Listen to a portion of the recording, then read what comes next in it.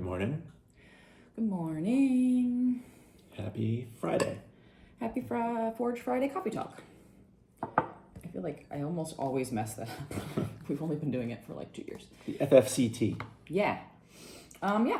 Happy almost Memorial Day. Happy Memorial Day weekend. We are kicking off the summer.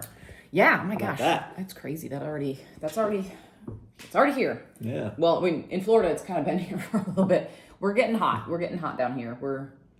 We haven't reached thunderstorm season. We've reached love bug season, but we haven't reached thunderstorm season yet. It's close though. If you look at the radar or the, what's it called with the forecast for the next couple of weeks, it's thunderstorm. If you Oh, I don't want to look at that.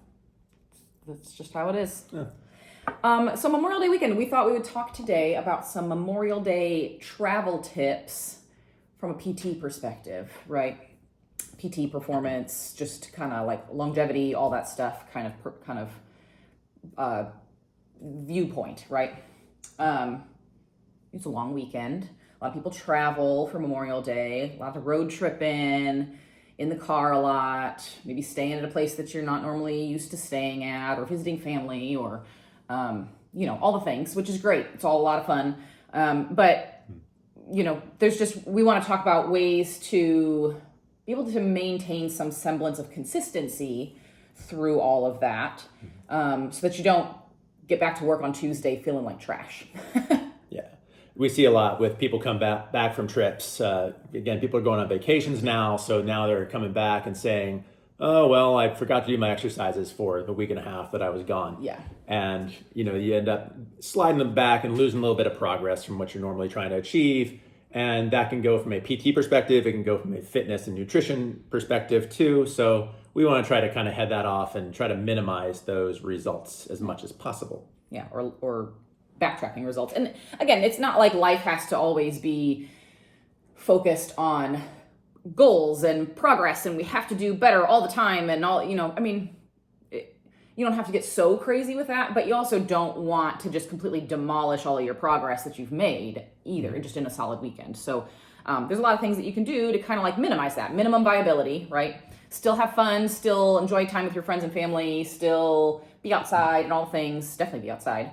But just kind of maintaining some consistency. So the first thing, just some easily accessible things to do, getting a daily walk in.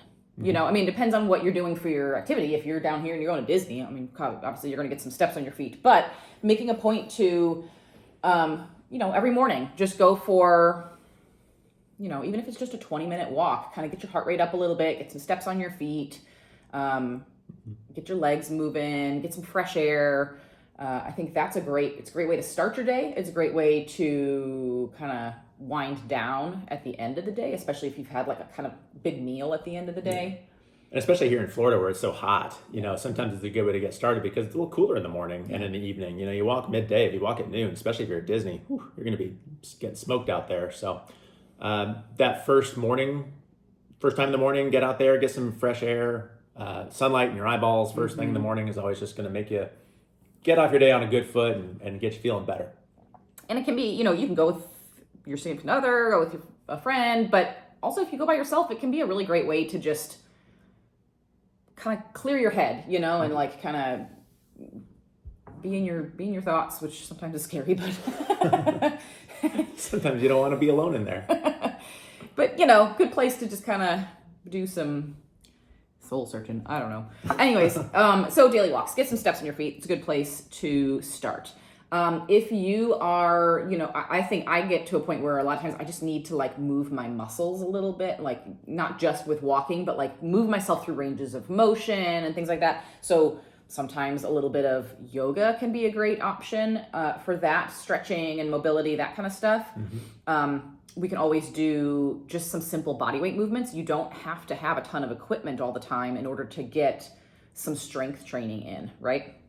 So things like push-ups and squats and sit-ups. You can do a really easy sequence of like 5, 10, 15. 5 push-ups, 10 air squats, and 15 sit-ups. And you can kind of just cycle through that a couple of times. Do like 3 to 5 rounds of that. That does not take very long. But it doesn't have to take a half hour of anything. Just enough to get things moving and get your blood pumping. Yep.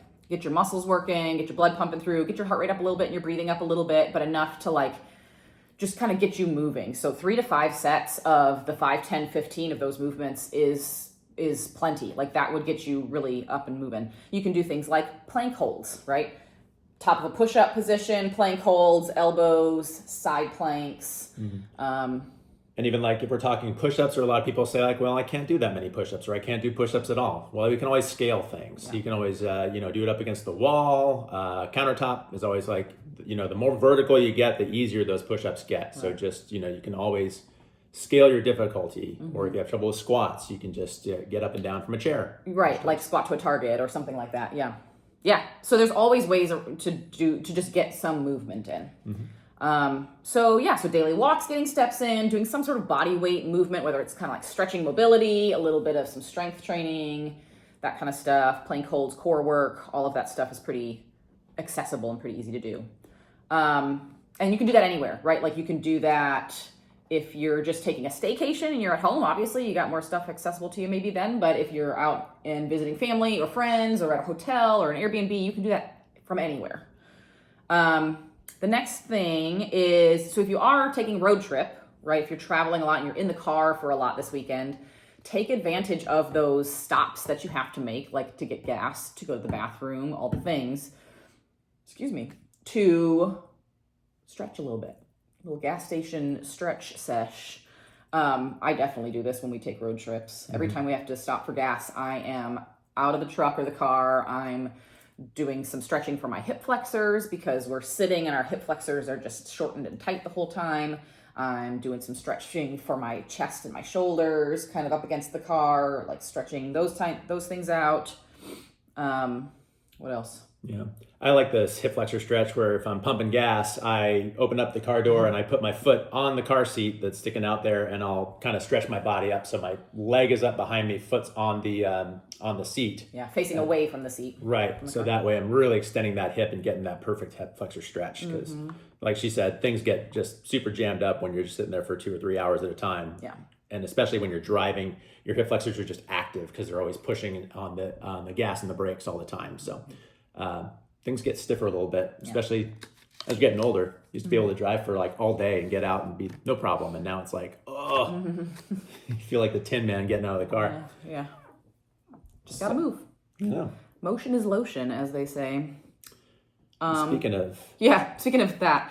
So that's a lot of the movement stuff, right? You take walks, get steps in your feet, do some stretching, take advantage of those gas station breaks, doing some body weight, muscle activation, squats and push-ups and sit-ups and planks and those types of things that you don't need any special fancy equipment for. But then also things like hydrating, right? It's hard to do sometimes when you're traveling, or particularly when you're in the car for a long time, right? I tend to, especially if I'm driving by myself, I just want to get from point A to point B as quickly as I can without speeding very much, of course. But, I actually kind of don't drink a lot of water if I'm the only one in the car, because I don't want to have to stop every 15 minutes. So it can be tricky, but maybe if you can kind of like plan out your breaks, plan out your stop breaks, but making sure you still need to stay hydrated. It will make you, even regardless of all the other physical stuff, if you can just stay hydrated / kind of like catch up with your hydration when you get to your destination, you'll just feel tremendously better overall throughout the whole weekend. So how much is enough water to drink? I think they usually say 0.7 to 1, 0.7 to 1 ounce of water per pound of body weight, I believe is how we do it. That's too much math. I know, it's a lot of math. I honestly, just to make it easy, however much you weigh, if you just do that in ounces, or at least strive for that in ounces, that's usually the easiest way to do it. Get somewhere close to that. So if, somebody's 150 pounds, if you're shooting, for anywhere between 100 and 150 ounces, which, it can feel like a lot at first if you're not used to that. But but that, sometimes adding different flavors, like those Mio things that you like that kind of add flavor to the water sometimes can help. I'll do bubblies too. So it's carbonated water, but it's still water. It's not a ton of, there's no sugar in it or anything like that. That can kind of help supplement. Basically, like, how does your pee look when you're peeing it out? Is it pretty clear? If so, you're doing all right, probably. Yeah. If it's dark, drink more. Yeah. Yeah. And again, if you're going to be in the car, you may have to modify that while you're traveling. But then once you get to your destination, really try and make up for that time that you weren't drinking as much. Sometimes using things like hydration packs, like the, sodium potassium powders and things like that, like Jocko Hydrate or Element or things like that can help. You don't have to do the whole packet, but like sprinkle that in your water throughout the day can help you kind of hold on to that water so you're not having to pee so much. That can be a good little tip for being on the road. And then finally, with the, there's lots of barbecues happening this weekend, lots of really great food on the grill, smoked, salads and desserts and all the yummy stuff, which we love, of course. Just making sure that you're keeping an eye and prioritizing your protein, right? Protein is going to be the thing that's going to help you build and hang on to your muscle as much as possible. And if you prioritize that protein, especially early in the day, right? Every morning, trying to make sure that you add protein to your breakfast, maybe grab a protein shake as like to supplement a little bit. But throughout the early in the day, prioritizing that protein can help you feel fuller so you don't feel like you want to eat all of the things, right? But it'll kind of help you in that muscle building, muscle maintenance process as well. Yeah, when you fill up on the protein first, then it's like there's less room to fill up on the other garbagey stuff. You feel like you don't want the sugar as much because you're already full and satiated from all that protein. Right. But also have that piece pie. Why not? Because it's delicious. But yeah, you just want to make sure that you're getting your protein in, because if you go for a whole long weekend just eating garbage, you're going to feel like garbage come the next week in the work week. So prioritizing your protein alongside all the other yummy stuff is going to be super important. I think that's it. That's it. Move your body, get your steps, get your muscles activated a little bit with some body weight movement,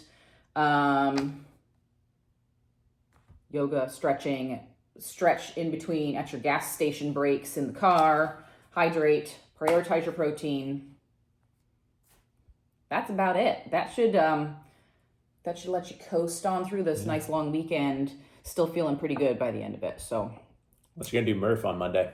So I meant to do this announcement before we start talking about everything, but yeah. So a couple of quick announcements. So Murph, Memorial Day Murph. If you haven't heard of that, if you're not in the CrossFit community, it's a hero WOD. So we are celebrating and honoring the life of, is it Michael Murphy? I always so feels bad. I forget the gentleman's name, who died in combat.